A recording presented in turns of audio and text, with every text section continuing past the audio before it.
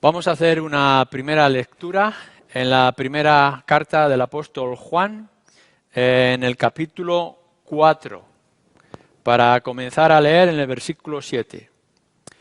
Primera de Juan, capítulo 4, versículo 7.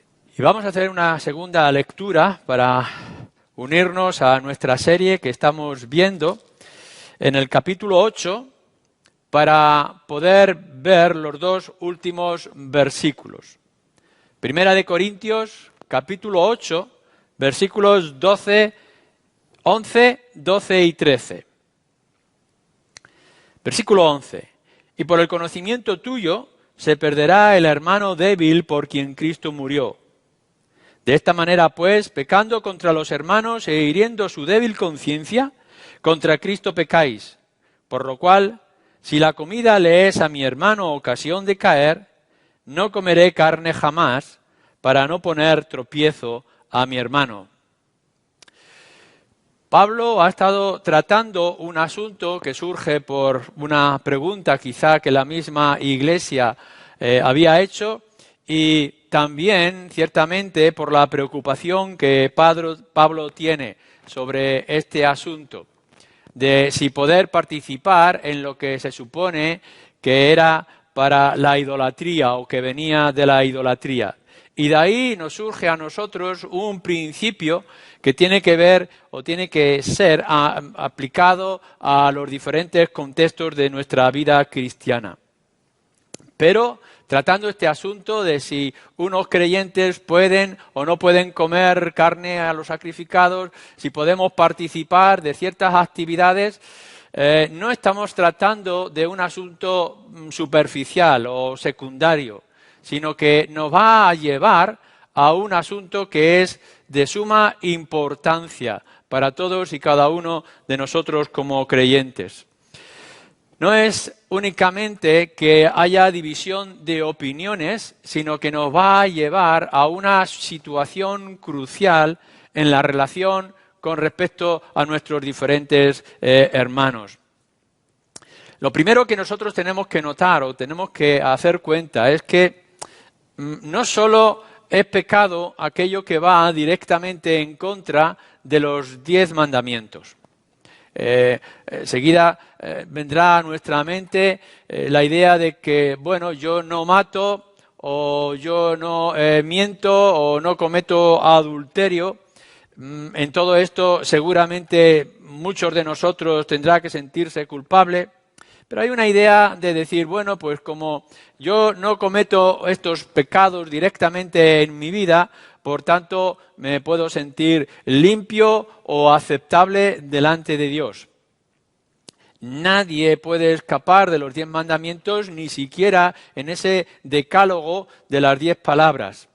Pero si en lugar de mirarte en los 10 mandamientos, te miras en cómo el Señor Jesucristo interpreta o aplica de manera correcta esos 10 mandamientos, entonces seguramente que ninguno de nosotros sentirá o podrá ver excusa alguna.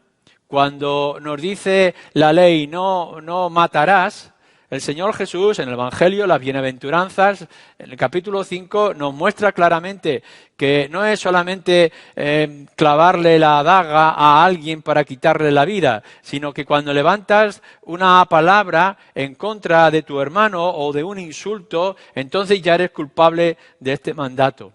Que no es únicamente el robo cuando literalmente tomas aquello que no es tuyo, sino cuando codicias y deseas algo que es de otro en tu propio corazón.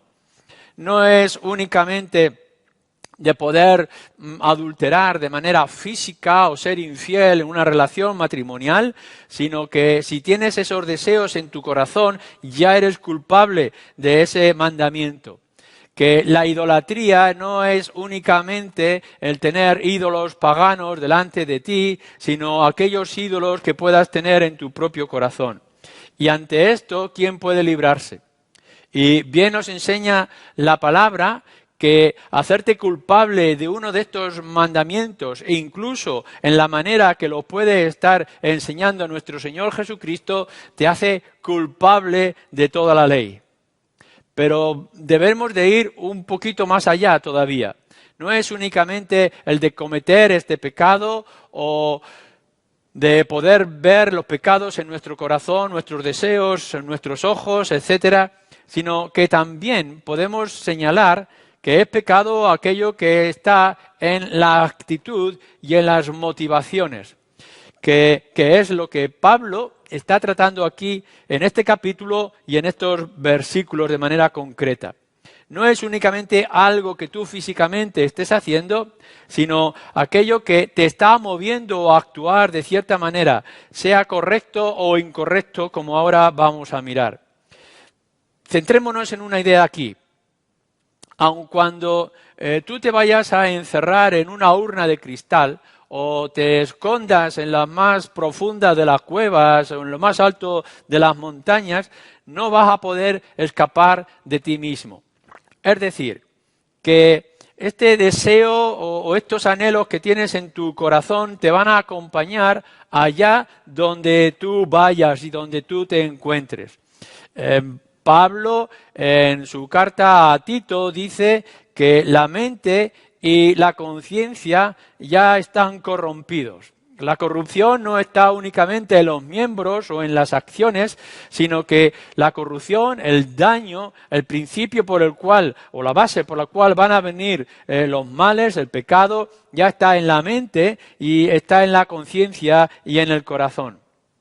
Así es, y podemos leer una sentencia firme y sublime que hace el mismo Santiago en su carta.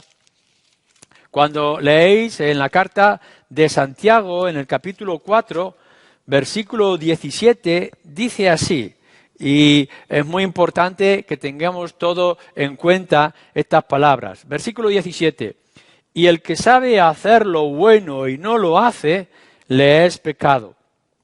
El que sabe hacer lo bueno, pero no lo hace, ya está cometiendo pecado. Así que tú imagínate las opciones y las posibilidades que nos da la Escritura y que nos da el Señor para hacer bien.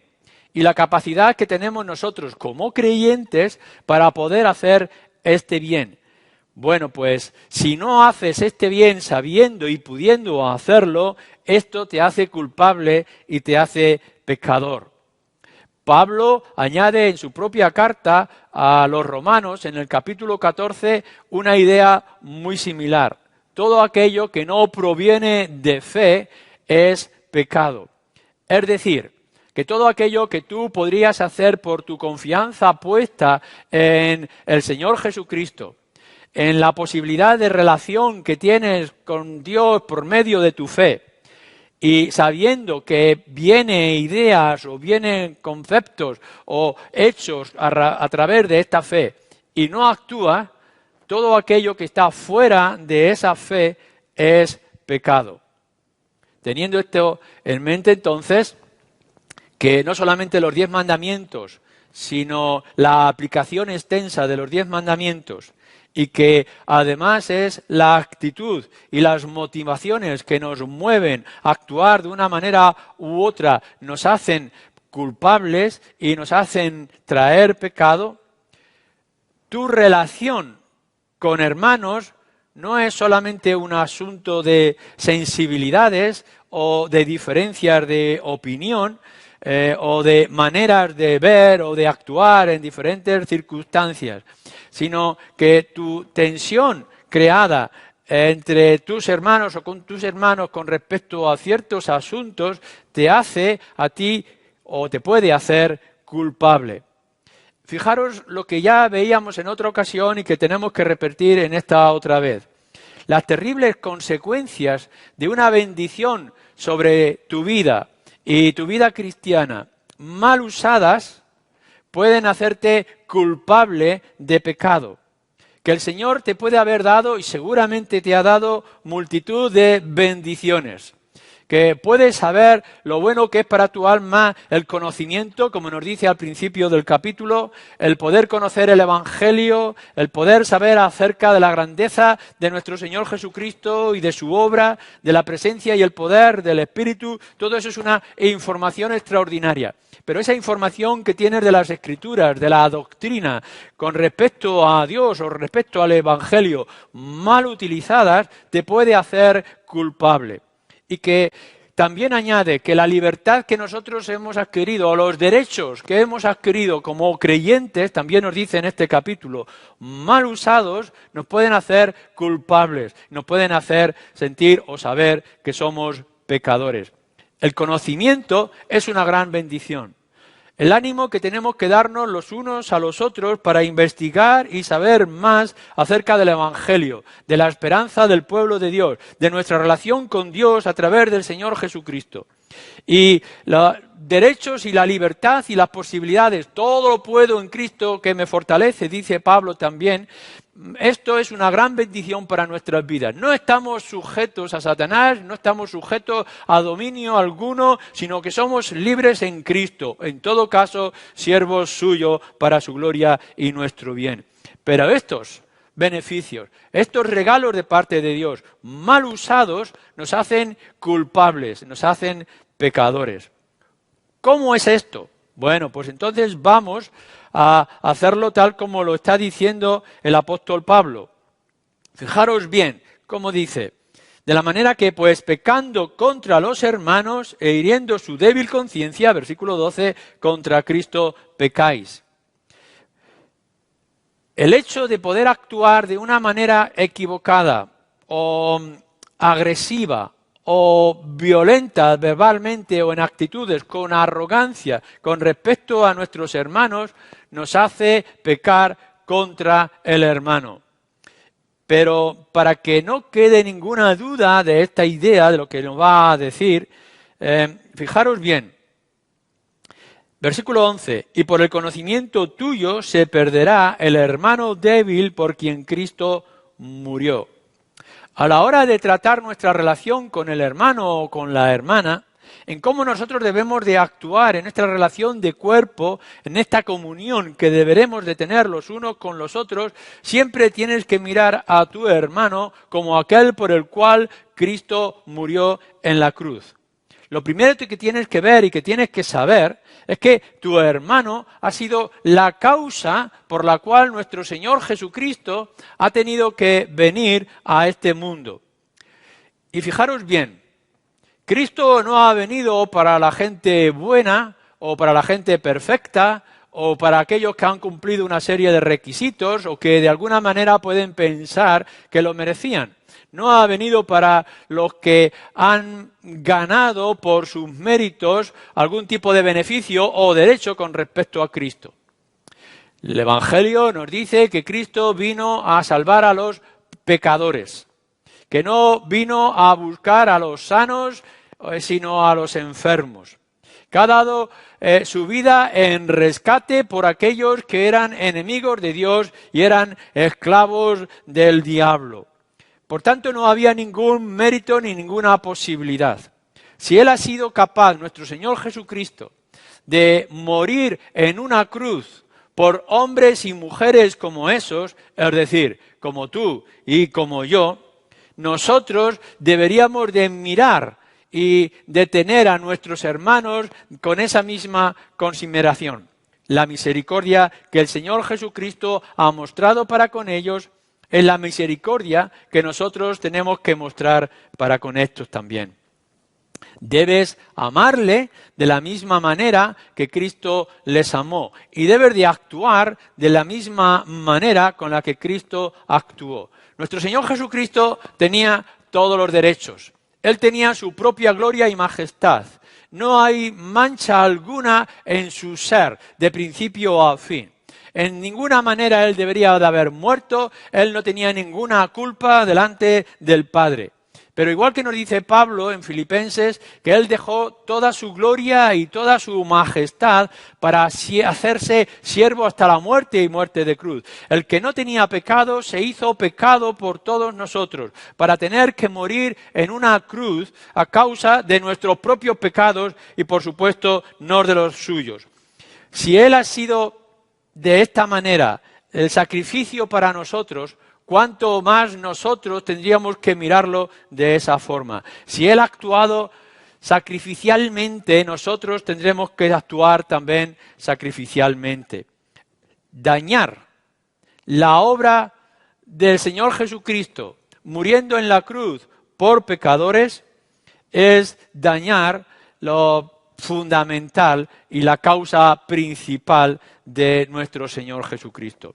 Cuando estás ofendiendo a tu hermano y cuando estás actuando de manera indigna, cuando no estás teniendo paciencia con él en su lentitud, cuando no estás siendo suave en su débil o con su débil conciencia, cuando quieres imponer tus derechos como creyente o el conocimiento que tú has adquirido sobre tu hermano que es más débil o más lento en su desarrollo, en realidad lo que estás haciendo es pecar con aquella obra preciosa que implica el Evangelio, la muerte de nuestro Señor Jesucristo por pecadores.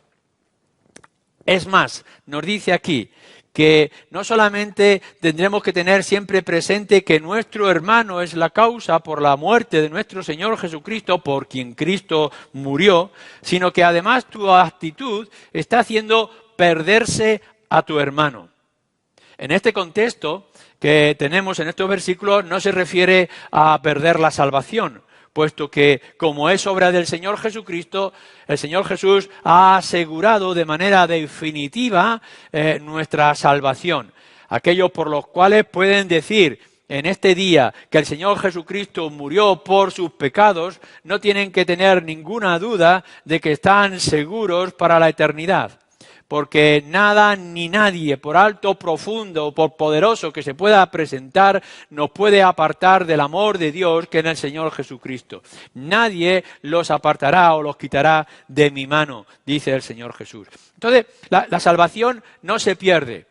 Aun cuando seamos un hermano débil, fuerte, con conocimiento de las Escrituras, con una gran experiencia, o seamos hermanos débiles de una conciencia, con un montón de camino por andar y mucho más que aprender o cambiar en nuestras vidas, si somos creyentes, si hemos puesto en esta mañana nuestra confianza en el Señor Jesucristo, estamos seguros. Nuestra alma no se va a perder porque está en sus manos. No depende de nuestra obra, sino que depende de la suya. Pero sí vamos a dañar la fe, el ánimo o el gozo de nuestros hermanos.